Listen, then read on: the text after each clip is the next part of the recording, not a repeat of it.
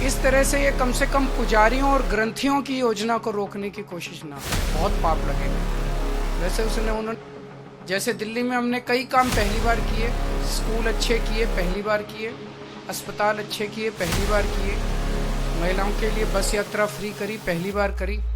ऐसे ही इनका सम्मान करने के लिए इसकी घोषणा कर रहे हैं कि लगभग 18,000 रुपये महीना इनको सम्मान राशि दी जाएगी हमारी सरकार बनने पर। को पूजा करवाने वाले पुजारियों को और गुरुद्वारे में ग्रंथियों को हर महीने सम्मान राशि देने का प्रावधान है। इसने कभी भी अपने परिवार की तरफ ध्यान नहीं दिया और कभी भी हम लोगों ने इनकी तरफ ध्यान नहीं दिया। जैसे जैसे दिल्ली विधानसभा चुनाव नजदीक आ रहे हैं, अरविंद केजरीवाल की आम आदमी पार्टी नित्य नए ऐलान कर रही है। 30 जनवरी को केजरीवाल ने प्रेस कॉन्फ्रेंस कर एक नई स्कीम की घोषणा की। नाम है पुजारी ग्रंथी सम्मान योजना। इस योजना के तहत चुनाव में आम आदमी पार्टी के जीतने पर दिल्ली में मंदिरों के पुजारियों और गुरुद्वारा साहिब के ग्रंथियों को हर महीने 18,000 की सम्मान राशि दी जाएगी। केजरीवाल ने कहा कि हर घर के सुख दुख में पुजारी की जरूरत होती है, लेकिन उन पर कभी ध्यान नहीं दिया गया। न ही पुजारी अपने परिवार पर पर्याप्त ध्यान दे पाते हैं।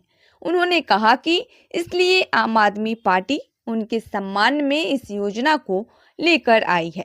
इस प्रेस कॉन्फ्रेंस में दिल्ली की मुख्यमंत्री आतिशी और मंत्री सौरभ भारद्वाज भी शामिल रहे।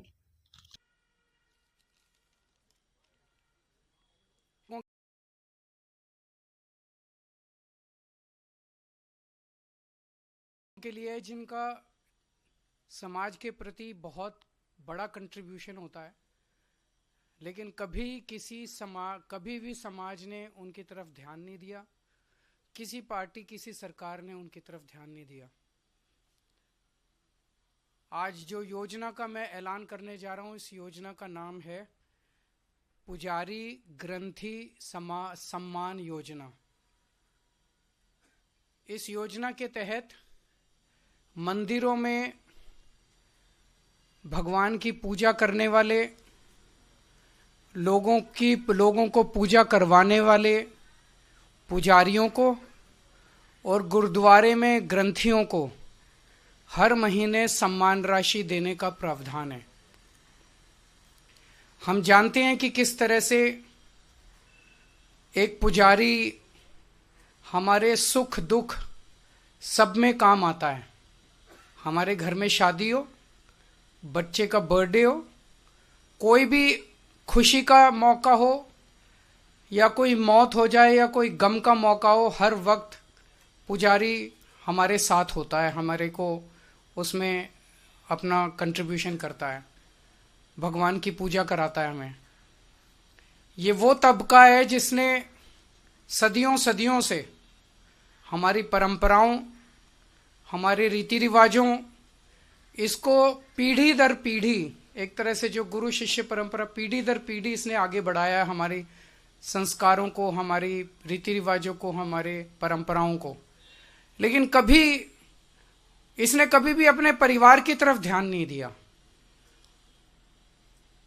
और कभी भी हम लोगों ने इनकी तरफ ध्यान नहीं दिया। हम मंदिर जाते हैं, पूजा करते हैं, लेकिन कभी भी इनकी तरफ हमने ध्यान नहीं दिया। आज इस योजना के जरिए इसे मैं वेतन या तनख्वाह नहीं कहूंगा, एक तरह से इनका सम्मान करने के लिए इसकी घोषणा कर रहे हैं कि लगभग 18,000 रुपये महीना इनको सम्मान राशि दी जाएगी हमारी सरकार बनने पर। यह देश में पहली बार हो रहा है। आज तक कभी किसी पार्टी किसी सरकार ने ऐसा नहीं किया, ये पहली बार हो रहा है। जैसे दिल्ली में हमने कई काम पहली बार किए, स्कूल अच्छे किए पहली बार किए, अस्पताल अच्छे किए पहली बार किए, महिलाओं के लिए बस यात्रा फ्री करी पहली बार करी। ऐसे ये पहली बार हो रहा है और मैं उम्मीद करता हूं कि भारतीय जनता पार्टी और कांग्रेस की सरकारें भी इससे सीख के अपने अपने राज्यों के अंदर पुजारियों और ग्रंथियों के सम्मान के लिए ऐसी योजनाएं लागू करेंगी। इस योजना का कल से रजिस्ट्रेशन चालू होगा।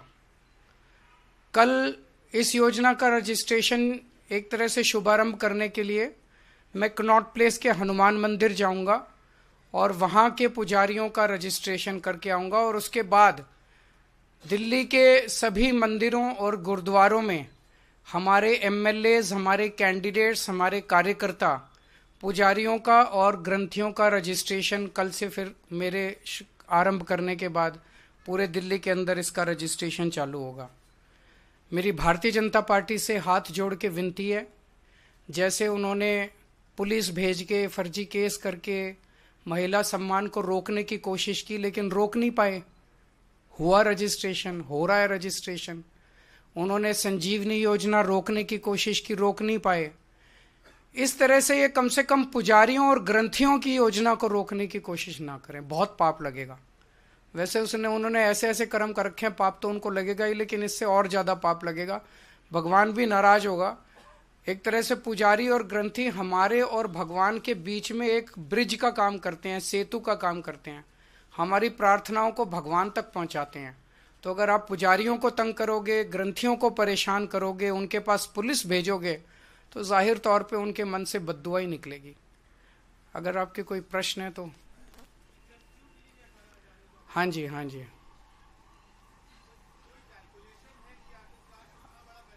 जो भी होगा उसकी चिंता मत कीजिए, पैसे की कमी नहीं होने देंगे।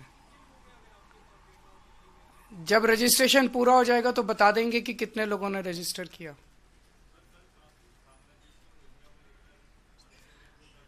मेरी इनसे रिक्वेस्ट है कि हरदीप पुरी जी को गिरफ्तार कर लीजिए, उनके पास सारा डेटा है, कहाँ कहाँ उन्होंने रोहिंग्यों को बसाया, उन्होंने ट्वीट करके बताया है। ये इतनी मेहनत कर रहे हैं, जरूरत क्या है, नौटंकी क्यों कर रहे हैं? हरदीप पुरी जी के पास और अमित शाह जी के पास सारा डेटा है, कहाँ किस रोहिंग्या को बसाया, वहां उसको कर लो गिरफ्तार। ऐसी नौटंकी मचा रखी है, मतलब इन्होंने कोई देश चलाना थोड़ी है, सुबह से शाम तक नाटक करते रहते हैं ये लोग। बहुत बहुत शुक्रिया।